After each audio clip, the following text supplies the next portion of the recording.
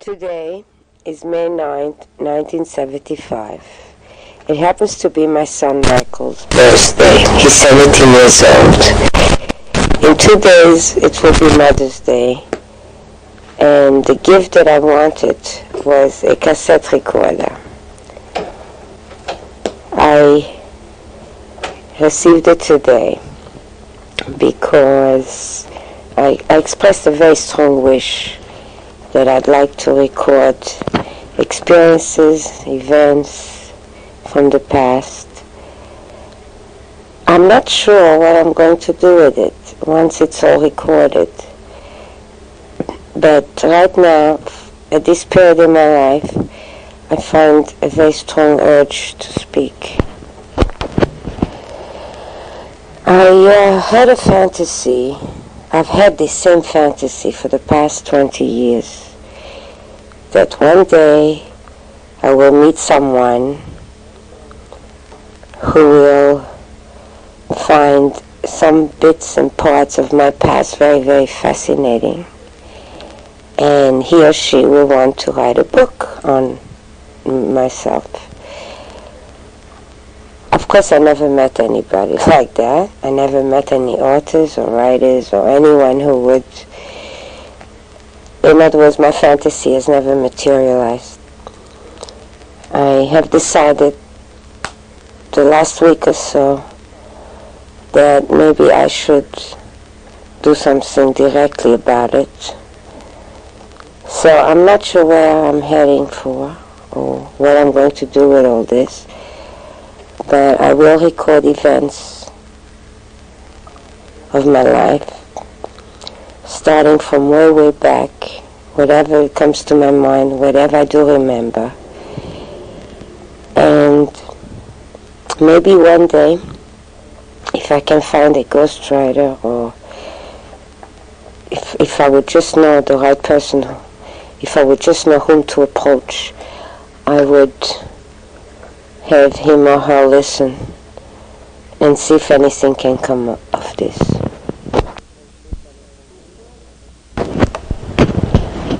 Before I start from day one, I would like to mention where I'm at today. I'm in the process of going through psychotherapy. My therapist's name is Nola. I met her the very, very first time on March 20th. I also met Dr. Kropp, who's an MD psychiatrist, and she is his associate. I chose her because I have not been able to relate to men for quite a long time. And at the beginning, I used to see her 3 times a week. At this point, I see her twice a week. It was very much against it just would not go away. I didn't know where I was. I didn't know what to do about it. I didn't understand any of it. And my very good friend, Rabbi Klickfeld, whom I always related well to, and whom I always used to help with Jewish affairs, Soviet Jewry, Jews in Iraq, any Jewish, in any Jewish capacity that I was able to, I would always help out in the temple that I belong to and that he's the rabbi of. Until around February, things, I just couldn't cope anymore. And I couldn't belong to the Social Action Committee anymore. I couldn't function too well anymore, period. So that he kept mailing me brochures and information on what to do next on this issue for Jews and that issue. And one day I just ran right over to the temple and I saw him. And obviously I didn't realize it myself, but I was quite shook up, and I begged him to stop mailing me all that garbage, that I just can't cope with it anymore, that I can't get involved anymore with anything, and to lay off my back for a while. He then told me that he, of course, will stop, and that I don't have to volunteer or help anymore.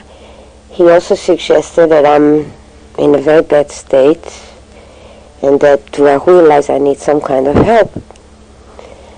I said that I don't need the kind of help that I knew he had in mind, and that was the end of that. Every few days after that,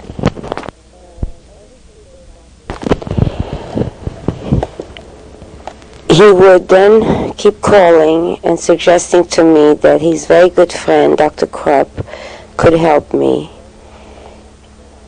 and that I have nothing to lose by going just the one time and speak to him about it. But I refused. I absolutely could not accept that idea at all. He then decided to speak to Stewie about it, and then Stewie started to tell me I need help, that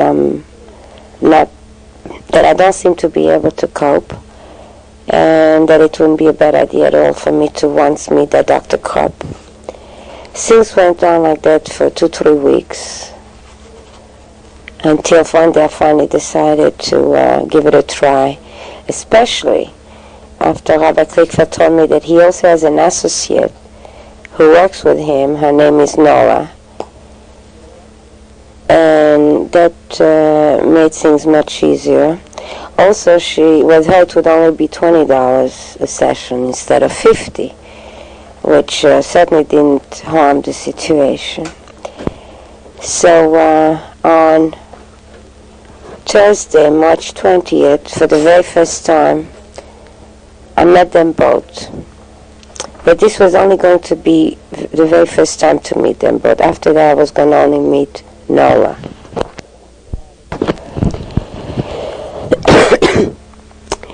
The reason they both met me at the same time was for a diagnosis of my state of mind.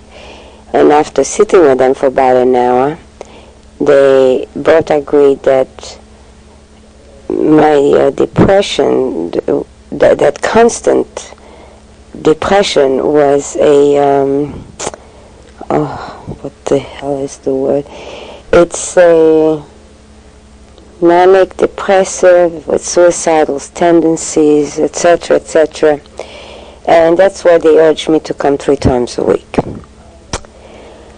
I did start seeing Noah 3 times a week, very, very reluctantly. I just couldn't help it. I did not believe in it. I went. I guess deep down I did hope I might get some help, but it was very reluctant and I was fighting it. There's one thing I did do is from the beginning I was extremely truthful and honest. Whatever it was that was said, it was at all times the truth and no hiding. But I don't know if it's so much of that I wanted to be helped, or whether it's because I'm so practical and I figured as long as I'm paying, I might as well not lie, not play games, and just tell it like it all is. As time went on, and at this stage, and this is now May, which is 2 months later, I'm relating to Nola very, very well. I don't know how much I've gotten out of it, but I'm wide open. Things have come back to me that I hadn't thought of in 30 years, 20 years. The past is overwhelming to me. I can't believe I even lived through it. And at times I just shake from it. Remembering and going back into time, it's absolutely horrifying to me. In fact, sometimes I think it all happened to someone else, not to me.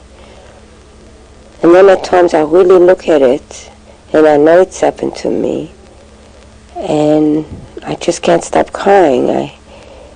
I'm overwhelmed with pity and with feeling sorry for myself, and I have such despair in myself. And this past Monday, 4 days ago, it was so overwhelming that for the very first time since I started seeing Nola, again that very strong feeling of ending it all. I was so close to it again, as I was many times in the past. I just don't have the guts or the courage. The way I see it, it's a question of courage. Someone else would see it as a question of being a coward.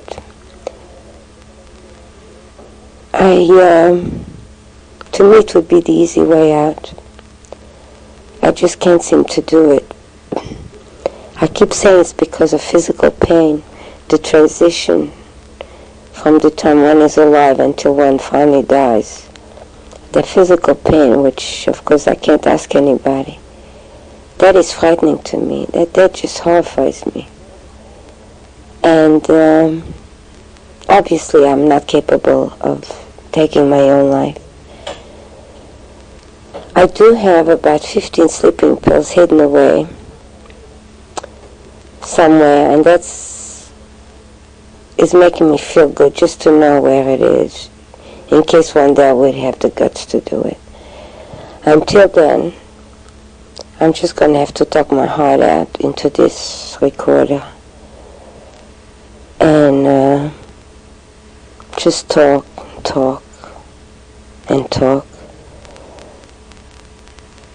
I told Nora this morning when I saw that I'm planning on doing this.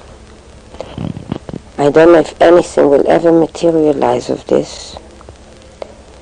Whether I will write the book with somebody's help or whether I won't, it doesn't actually matter. Obviously, it's not enough for me to talk to Nola. I seem to have the urge to just keep talking and really letting it all come out. All the bad, all the pain, all the sorrow, all that horrible, miserable, terrible childhood. And when I'm finally talked out, or when I finally have reached the limit where there's nothing left to remember, maybe then things will be alright. At this point, things are very, very shaky.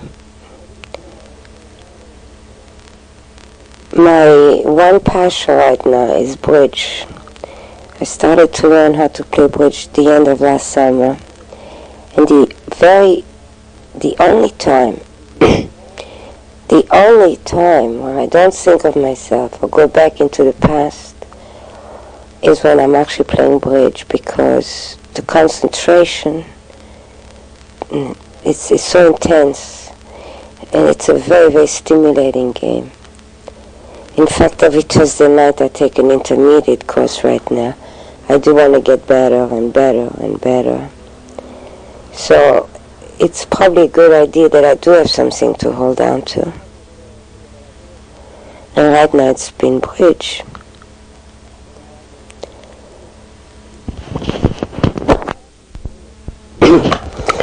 Besides bridge, there is something else at this point in my life that's very, very different and dramatically different. That particular subject I won't be able to talk about until the very, very end of my whole past, until I'm up to date with where I'm at today, which will mean the first 41 years of my life. It will only be at that point, at the very end, that that subject will be brought up. I mention bridge because that is a very big passion of mine right now, and it is obviously saving my sanity. The other item I will only be able to tell at the very end of my life story.